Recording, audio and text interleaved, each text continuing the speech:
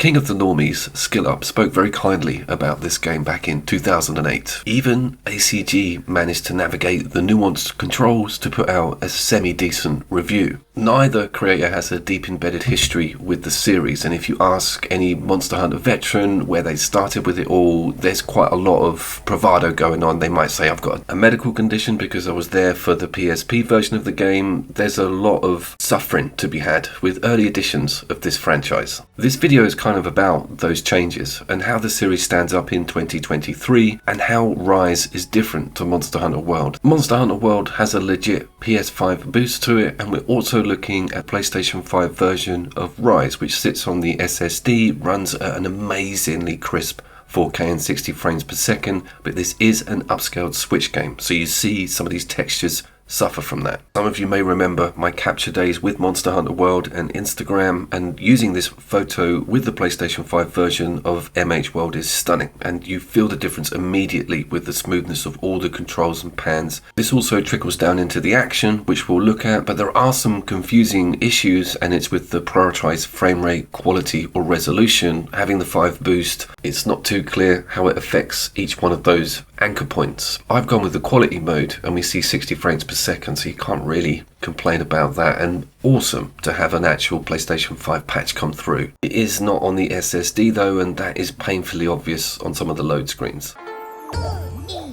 I probably need to just cement something here before we move on. The Monster Hunter World game and Monster Hunter Rise are by far the best PvE online co-op experiences I've had on a PlayStation 4 and PlayStation 5. Getting the news that Rise was coming off the Switch and onto all the major consoles and platforms was the best gaming announcement I had in 2023.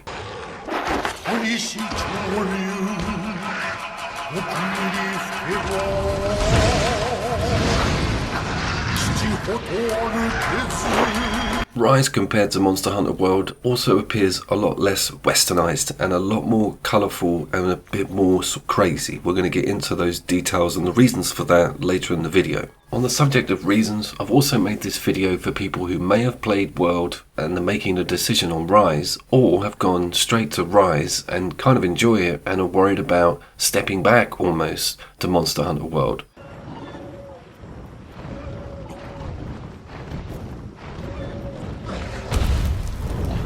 Let's make one thing very clear. Monster Hunter World is definitely not a step backwards graphically, and it stands as the best looking Monster Hunter game available on modern gen systems. The level of map detail within World is kind of unrivaled, with indigenous life applicable to that particular environment and ecosystems and different setups working everywhere. It will gobsmack you, and exploring it without going near a single monster is kind of a game in itself.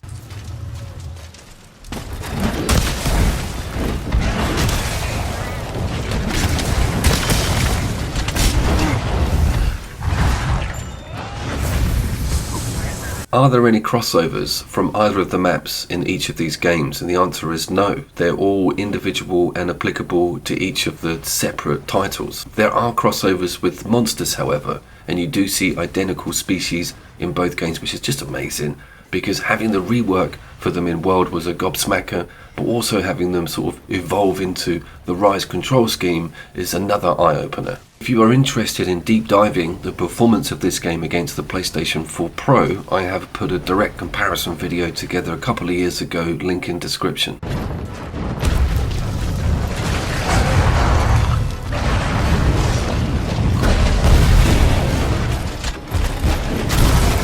So sticking with the direct comparison subject, that's Rise over on the left and that's World on the right. It's the Valhalla set, I know, it's amazing. But I was really impressed with this comparison. I haven't actually ever seen this before. This is the Iceborne content for World, which we'll look at the end, but this is as close as map similarity as you're going to get, and I was very knocked back at how well Rise copes with it all. Okay, we're now moving into the giant white Gormangala in the room territory, and it's talking about the control schemes and the differences with Rise compared to World. First thing you'll notice is the mount, and this gets you around the map quicker, but it also gets you out of trouble. It's full blown in combat and it's very handy because you can sharpen from the back of it, you can take your health. That's a major game changer because taking health was a big hindrance before sharpening. You had to get out of the situation. With the mount, everything can be done in a sort of figure of 8 at 90 miles an hour and you're straight back into the game. And there's also the wire bug. This caused some controversy. When I first saw it, I was devastated. I was like, you ruined it. You've gone and you might as well just make it into a microtransaction. I was like, the whole good thing about Monster Hunter is that it's grounded. You've got to work hard. You are a soldier, quite literally boots on the ground. The insect glaive being the only weapon that offered maneuverability, and that was half the sell for going for that class. And from that early footage released, it looked like you could just fly around like something from a Sailor Moon intro. Thankfully, that wasn't the case, and it has forever changed the Monster Hunter control scheme landscape. Just briefly, before we dig deeper on that, I just wanted to show off some of the weather mechanics in world and how the sun works against cloud and differences in shade, active weather. The maps offered a level of realism we had never seen in a Monster Hunter game, and of course the load screens had gone. Between traversal, there was nothing on your screen that wasn't an amazing monster fight or traversing this map. You couldn't say that about early Monster Hunter games. There was load screens between each of the sections. When you fought stuff, if it moved and you followed it, you'd be met with like a 3 or 4 second hang on a minute.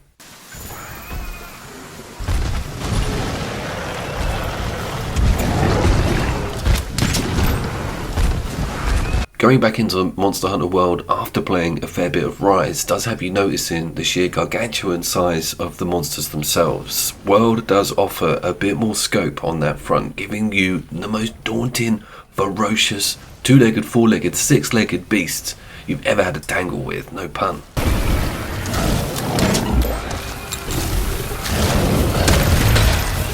Its explosions and particles as well are clearly 9th gen against Rise, but that's something you can take on the chin. The maps also are so busy with a lot of NPC dinos running around, supporting you or attacking you. It can get hella confusing. Without your trusty wire bug also, you are at the monster's mercy for trying to get away from it. It's actually a massive task in itself to try and shake Diablos off your trail, but you do have, with recent updates and additions to the game, a mount that's the indigenous Jagras. This is not the same as Rise's mount, and it clears off as soon as combat comes in, and it's really just there to sort of help you get to bigger areas quicker.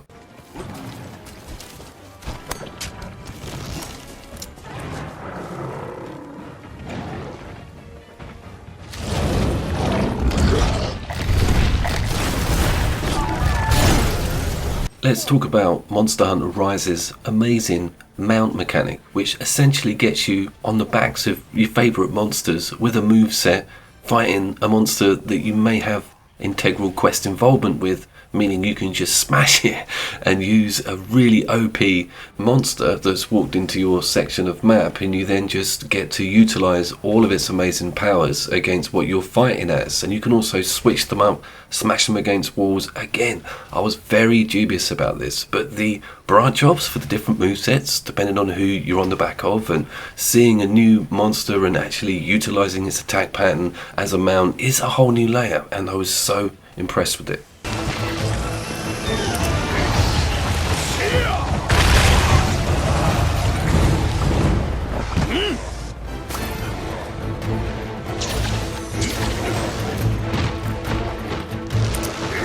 That transition animation also over on the 5 or current gen systems against the Switch performance is just so smooth and amazing. It was a little bit jarring on the original systems, but that is a minor pick. The Switch version of this game, despite that machine's mediocre performance, is a triumph also. Let's very briefly look at the photo modes on each game. Monster Hunter World is the best I've ever worked with on any modern video game, hand on heart. It's just stunning, amazing. You don't get to pause the game unfortunately, but the lighting and your variables that you get, mind-blowing. Rise on the other hand is a little bit of a different affair. It's very difficult to get yourself in camera. You can't really do any 360 pans. You can actually move forward and back quite smoothly, but trying to get a 360 turn, can't do it, even on this performance boosted PlayStation 5 mode.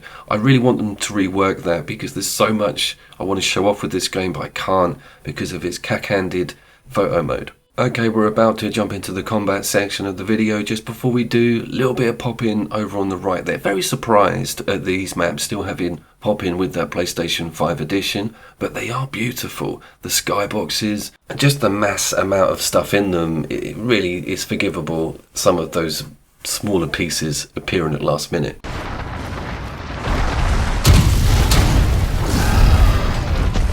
The combat on Monster Hunter World on the PlayStation 4 base machine and Pro did not run at 60 frames per second. Even if you had it on that performance mode, it would have some major issues, particularly with a lot of Black Diablos' shenanigans. He's in and out of the ground a lot, there's lots of dust effects, and there's always stuff flying around in the air. It was a pleasure, and when it comes to a third-person ARPG like this, frame rates are extremely important because you have iframes, you need to be smooth. Otherwise you can make a nanosecond misjudgment and your whole game's over. Rise's combat with this wire bug and going online is like a symphonic chaos. Absolutely amazing stuff, and you will see people do outlandish moves flying around in the air. You'll smile the whole time. It completely lifted that game model to higher echelons of disbelief when I first got to it.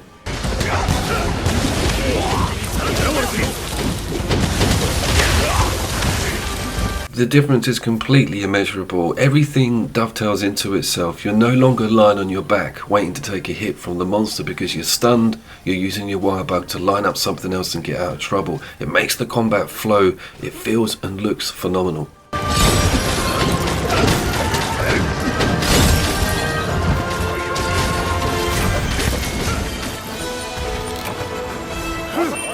Comparing the two is an absolute nightmare because World is at a blatant disadvantage here because it doesn't even exist to that whole new moveset model. But what it does take advantage of is its graphical prowess, and this brings me on to the Iceborne DLC, which I totally recommend for the cost. I got another 200 hours out of this game at least, but I want you to focus on this snow, the tracks in the snow and the explosions, the way everything's interacting.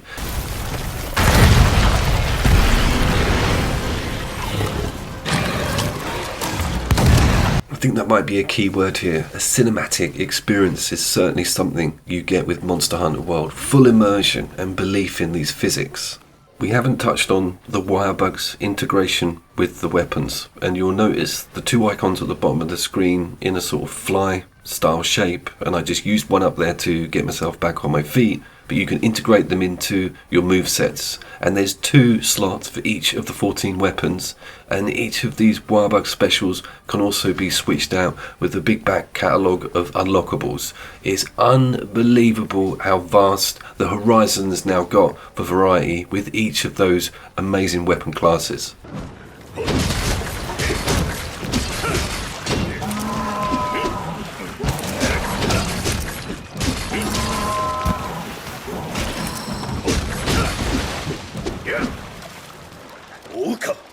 Which of these 2 games should you go for? Well, it all depends on where you are. You probably own them both if you've got this far into the video, but if you're making a decision on one or the other, you can't really make a mistake. Monster Hunter World is a phenomenally high budget, awesome AAA game, and Monster Hunter Rise is one of the best selling Switch exclusives that now gets to enjoy itself on current gen systems. Rise has been reviewed by myself standalone on the PlayStation 5 and on PC. It went through on Game Pass. I'll put the links in description. I have also yet to get Sunbreak, the Monster Hunter Rise DLC. I will do it soon and there will be a review. I'll see you down there, guys.